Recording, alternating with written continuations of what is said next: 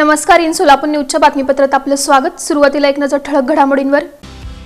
या हेडलाईन्सचे प्रायोजक आहेत सोलापुरातील नावाजलेले 7 हिल्स मेन्सवेअर अँड कलेक्शन।